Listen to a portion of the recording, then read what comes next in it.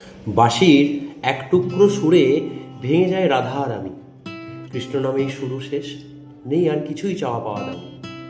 যমুনার ঢেউ জানে কথা, কুঞ্জবনের পাতাও জানে রাধার নিঃশ্বাসে কৃষ্ণবাস, কৃষ্ণের মৌনতায় রাধার প্রাণ।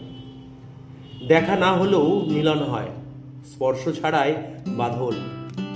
এই প্রেমে দেহ নয়, শুধুই আত্মসমর্পণ। রাধা কাঁদে, কৃষ্ণ কাঁদে, দুটোই এক সত্য। বিরহের আগুনেই জন্ম নেয় চিরন্তর ভক্তির শক্তি।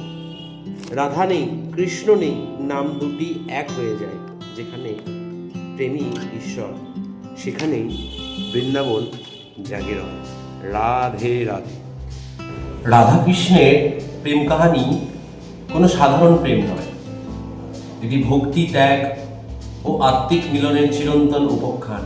বৃন্দাবনের ধূলিমাখা পথে যমুনার তীরে কৃষ্ণের বাঁশির সুরে যে প্রেম জন্ম, তা আজও অমর হয়ে আছে মানুষের হৃদয়ে।